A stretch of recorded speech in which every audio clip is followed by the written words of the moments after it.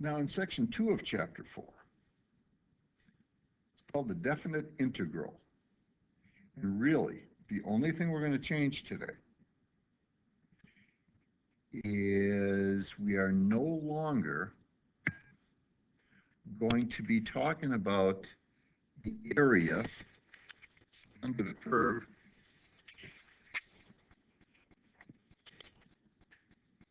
as a summation. We're going to have some different notation for this. And the different notation is going to look like this. This is called the definite integral. Now, remember what we talked about when we talked about section 1. This part of our summation notation said let's add a bunch of stuff together. In fact, we're going to add things together from I equals 1 to n, where n is approaching infinity. So that means we're adding an infinite number of things together, which sounds impossible, but we'll eventually be able to do it. And what we're going to add together is the height times, well, that would be the base of each rectangle. So we're going to add together the areas of lots and lots and lots and lots of rectangles. Now this notation for the definite integral over here allows us to do the same thing. F of x is just like the f of x that we saw right here. So this means the height of each rectangle. Dx and delta x mean the same thing. Dx is the base of each rectangle. It's the change in x. And so we're going to take a height times a base, and you know that's going to give us the area of a rectangle. But instead of the summation notation, we're going to use this thing. And that is the definite integral symbol.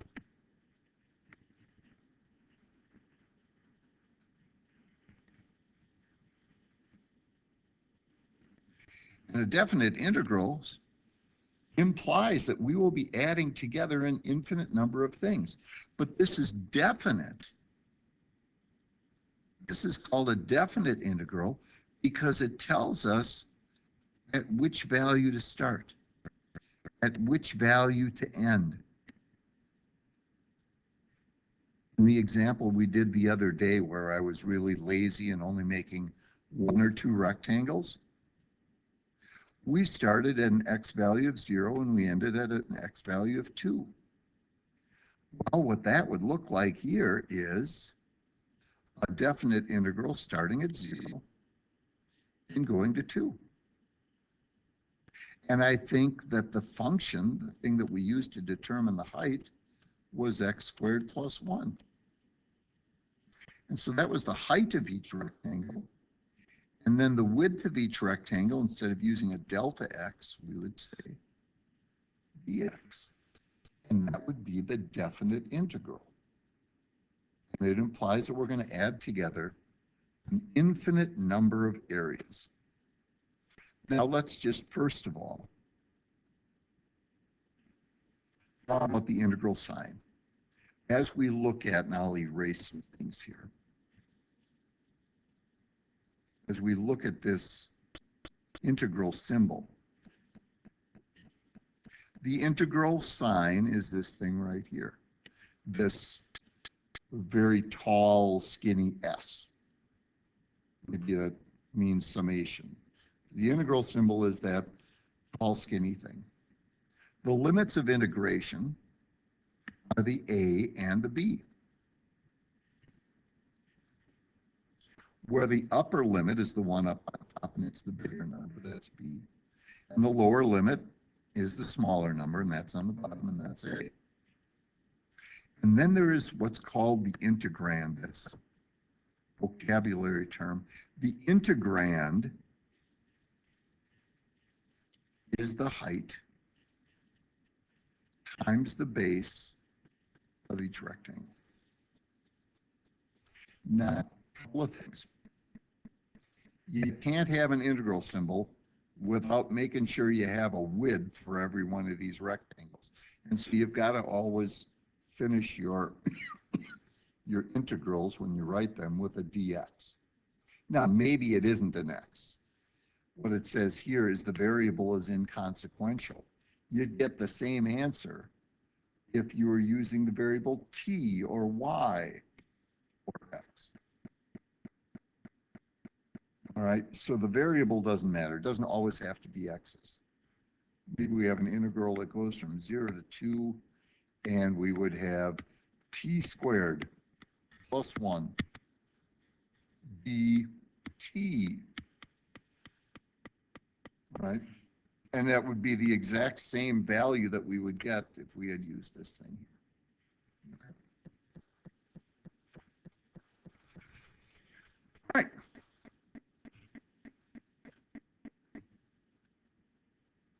Now, if we are going to add more and more and more terms, n's getting bigger, we're adding an infinite number of rectangles together. Why doesn't that sum of all these areas equal infinity? You'd think if you add more and more stuff, you're going to get a bigger and bigger sum. Well, let's talk about that one we took a look at the other day. It looks something like this, from 0 to 2.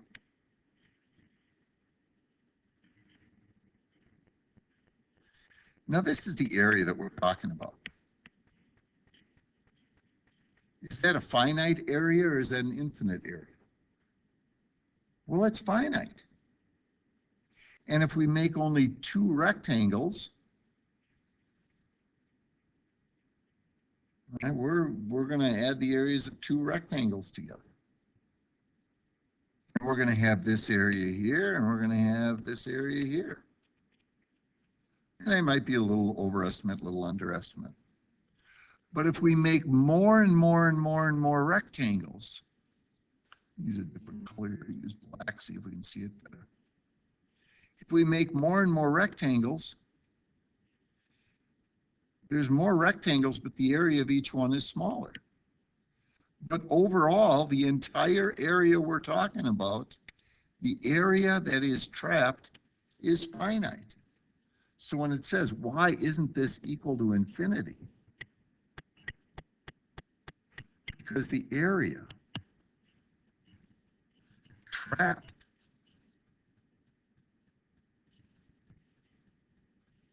by, in this case, f of x,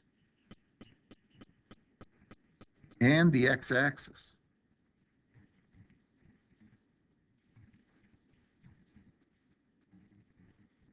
is finite. We're getting more and more areas, but those areas get smaller and smaller. Okay, what's the relationship between the number of rectangles and delta x? Well, as n gets bigger,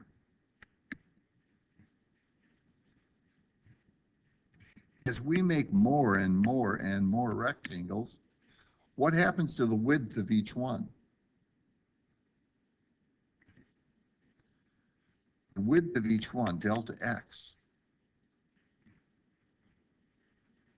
gets smaller.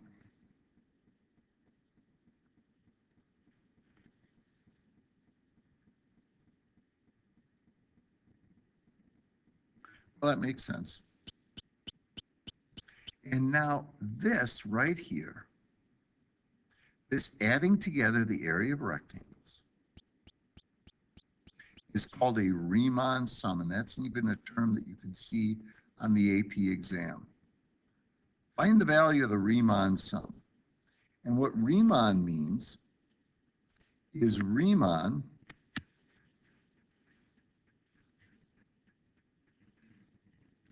means rectangles. If they say find a Riemann sum, they're going to tell you find the area of a particular number of rectangles. So Riemann means rectangles. and you make rectangles and you add their areas together and you will have found a Riemann sum. You're going to take a height times a base. And you're going to add, they're going to tell you a certain number. Make 4 rectangles, make 3 rectangles. It can be something small number, very manageable. But they want to know if you know that Riemann means rectangles. Now, we talked about this in section 1. If the function is positive, if we have an area that is above the x-axis, if we've got an area up here, we consider those areas above the axis to be positive. If the function has a negative value from A to B, if the function is down here from A to B, we consider areas below the horizontal axis to be negative. Now, what happens if the function has part above and part of it below? What if we've got a function that looks like this?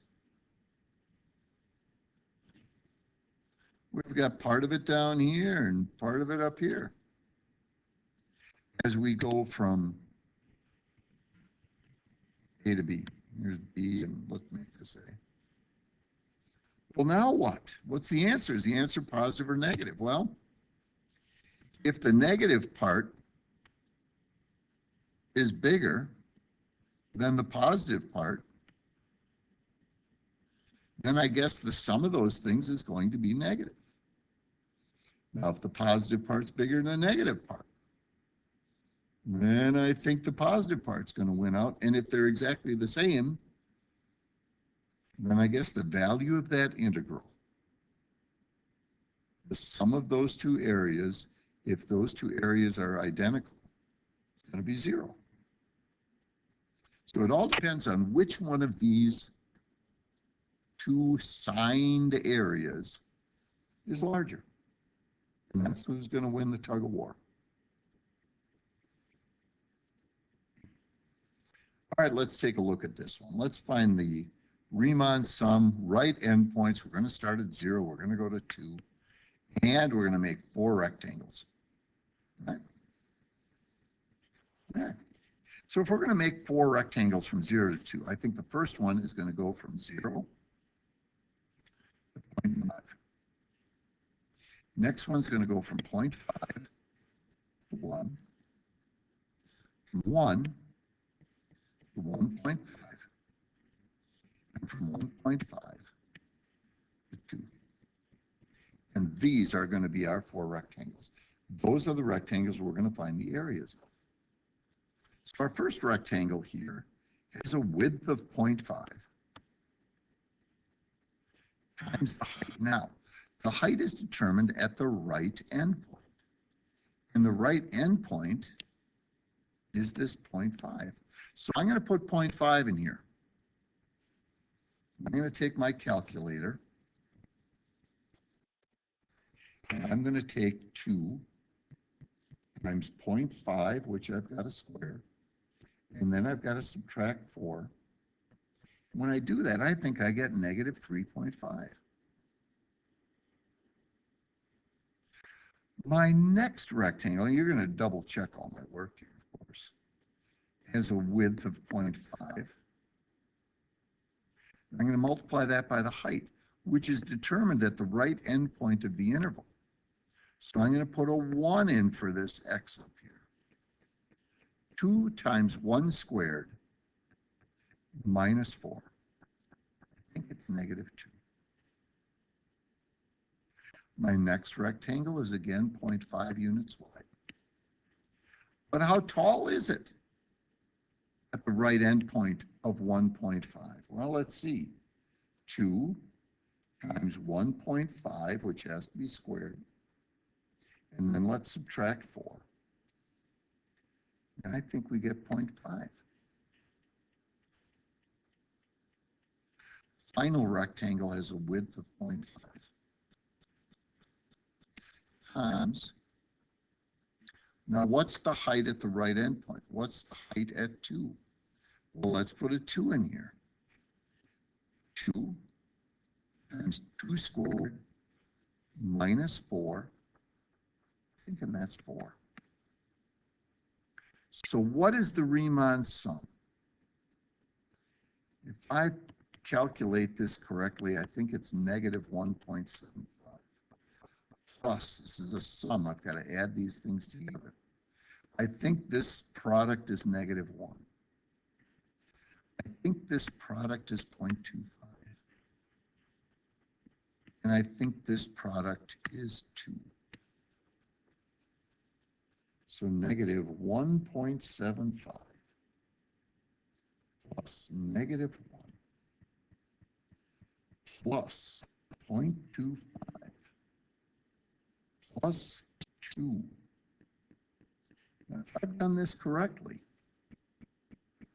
I think that I get a Riemann sum of negative 0.5.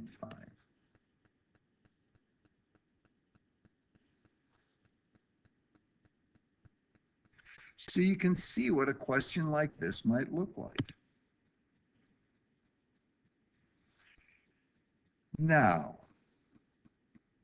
the question might look like letter B, where they'll give you the integral and they'll say, let's find a Riemann sum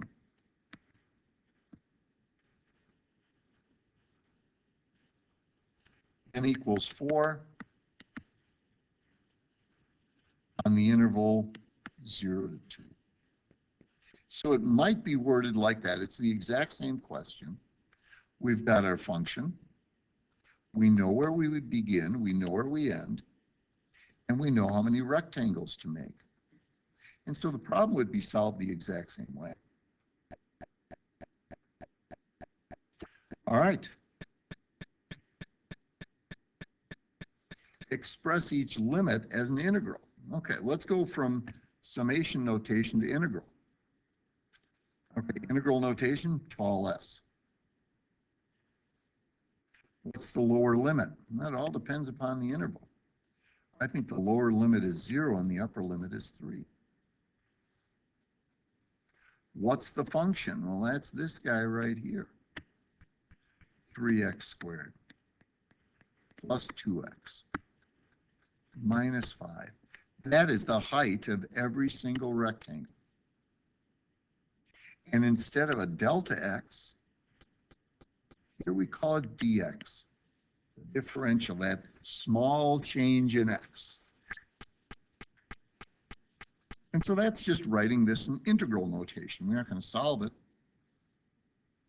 but we're going to write it in integral notation. Same thing happening in B, integral sign. We know that we're starting at 0. We're very definite about this integral that we're ending at 5. We've got a function 2x e to the x squared, and then we got to multiply the width. Width of every rectangle is some small change in x. So that's just going from summation notation to integral notation. Okay, final slide. We always have to go through this long process of adding together all these rectangles to find the value of a definite integral. Well, the answer is no, not always.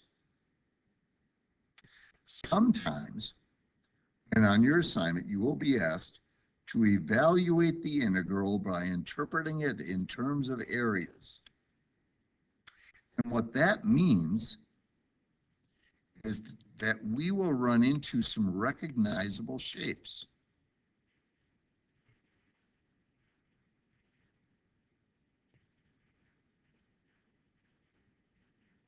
And we will be able to find the areas of those shapes. For example, letter A.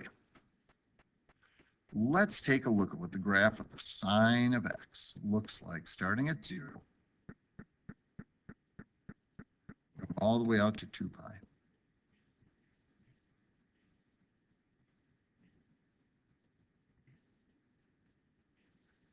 All right, well, what sine looks like is sine starts at 0,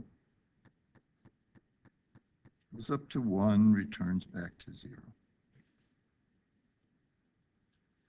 Goes down to -1 and returns back to 0. And so what's the value of this integral? Well, part of it's positive and part of it's negative. What do you think the value of this is? What do you think that this shape up here plus this shape, which is negative down here, what do you think those are going to add up to? Well, if you say, I think they look identical, I think you're going to get a sum of 0, you're absolutely right. We recognize that these shapes have the same area, one's positive and one's negative. And we can come up with the value of the integral without adding together a whole bunch of rectangles. Let's go over to B.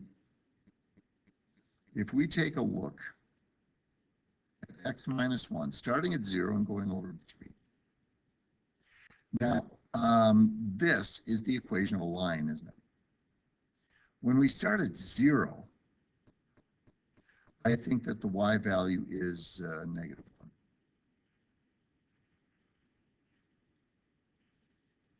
And then at 1, when x is 1, I think the value of this thing is 0.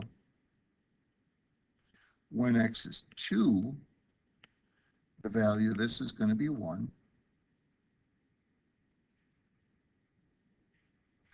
And at 3, I think the value 3 minus 1 is going to have a value of 2.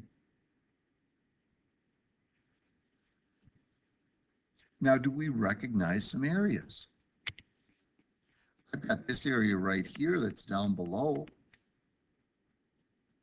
and it's a triangle, and I know how to find the areas of triangles, and I think that that triangle is going to have an area of, let's see, base times height divided by 2.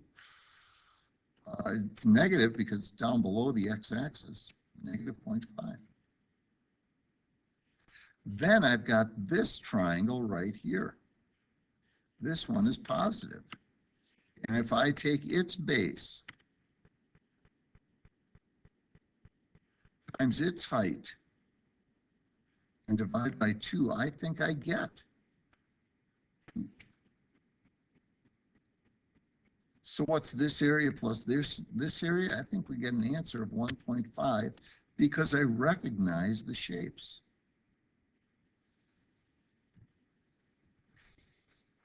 Now C is a little bit more difficult. C is a little bit tougher, and what I might do here is I might break this into a couple of different integrals. I might write this as the integral from 0 to 3 of 3 dx plus the integral. You know, with derivatives, we could break them apart plus signs, and the same thing is going to be true about integrals. I can go from 0 to 2. Is that a 2 or is that a 3? I gotta put my glasses on. I guess that's a 2. My mistake. Let's change this to a 2. Sorry about that.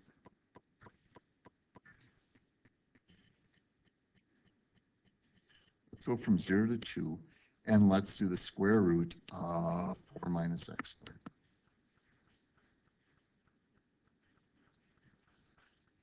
Now, supposedly, these are shapes we're going to recognize. Well, let's see.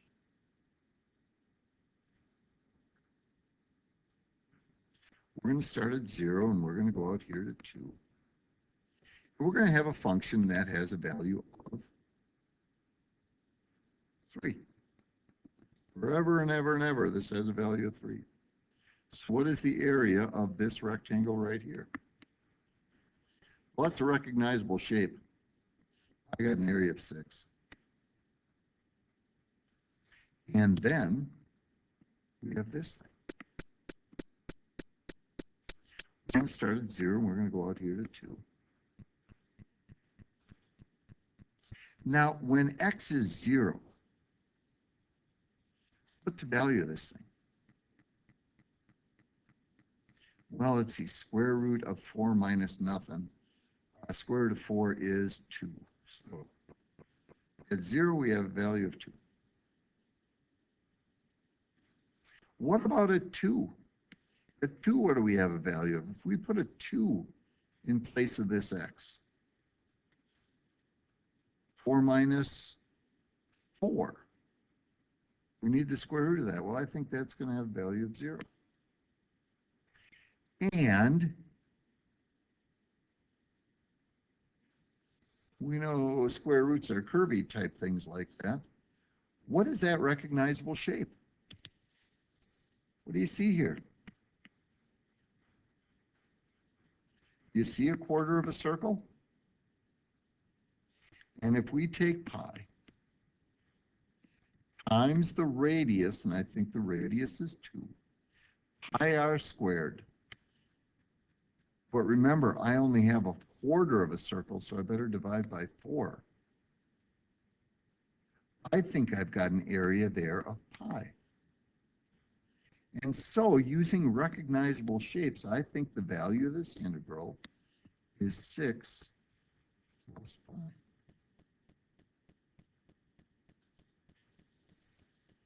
Now, you might look at it and say, no, I'm not 100% positive that this is indeed a quarter of a circle. Well, here was our function there. Y was equal to 4 minus x squared. And it would be the square root of that. So let's square both sides.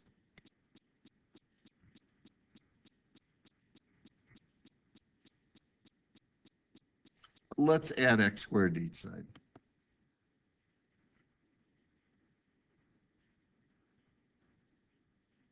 Now, is this the equation of a circle centered at 0, 0, and having a radius of 2? Yeah, that is. We are going to get a portion of a circle. Now, I'm not going to worry about letter D for right now. Letter D is also going to be a portion of a circle. But I think we see it better in C, and so we're going to leave it at that. So if you are asked to evaluate the integral by interpreting it in terms of areas, realize that that means there are recognizable shapes to be recognized, whether they be triangles or rectangles or portions of a circle. And we'll have to add those recognizable areas together.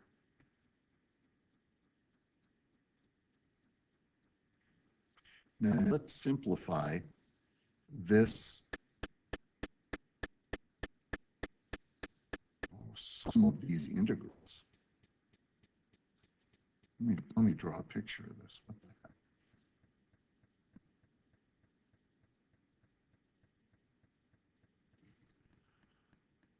the heck? Oh, let's see. I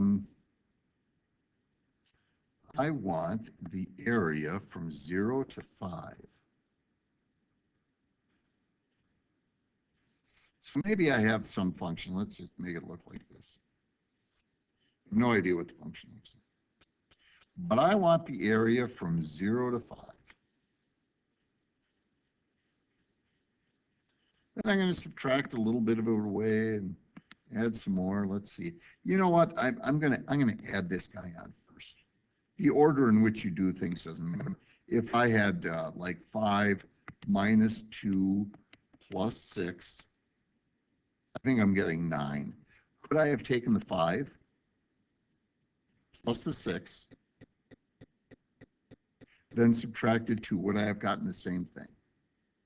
I think you see the answer is yes. Okay, I'm going to add this on, the area from 5 to 6. Okay, here's what I got. if I add these two guys together, I have got this whole area from 0 all the way out to 6, don't I? But now what am I supposed to do? Well, now I'm supposed to subtract away the area from 4 to 6. Put 4 on here. If I subtract away the area from 4 to 6, if I take this away,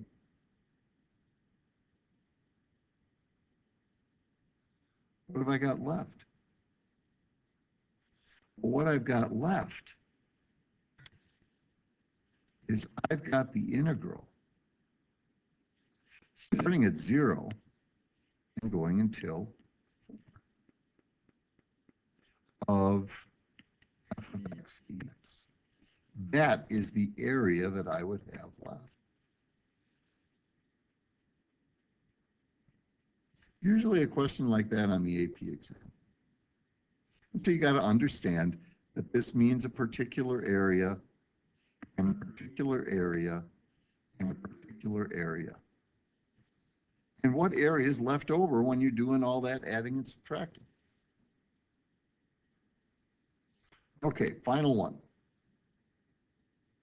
Let's show that this is somewhere between 2 and 7. Okay, well, let's see. We're going to go back to section 4.1 with our solution to this thing. What I'm going to do is I'm going to draw a picture of this. If I have the integral starting at 1 and going to 2, let's find the value of this square root if I put a 1 in here. If I put a 1 in here for x, 3 times 1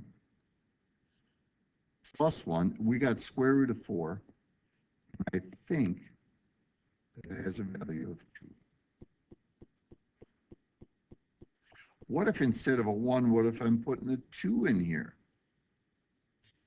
Well, let's see, 3 times 2 to the 4th. 2 to the 4th is 16.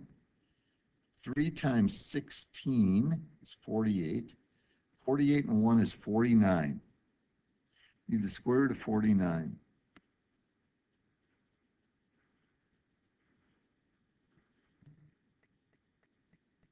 So that's going to be 7. And we know square roots are curvy type things. So what is the area under the curve?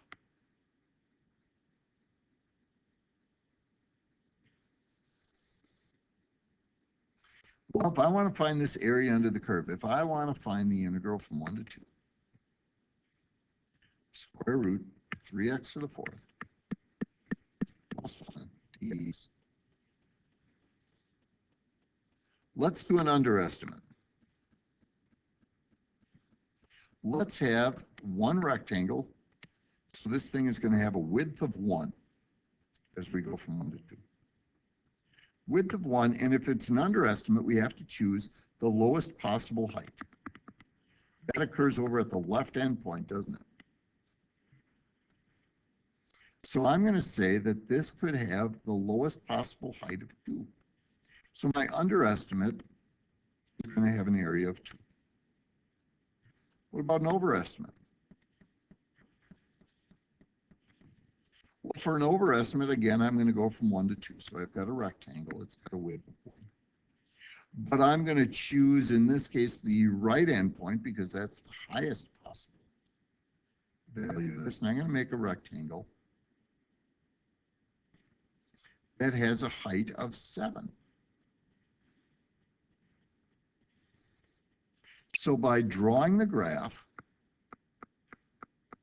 by showing that I found an underestimate and an overestimate, I have shown with what I've got written right here that this integral has got to be greater than or equal, well, certainly greater than 2, and less than or equal, well, certainly less than 7. So this is the work right here that I would show to show that the integral is stuck between 2 and 7. All right, assignment in Schoology, go do it.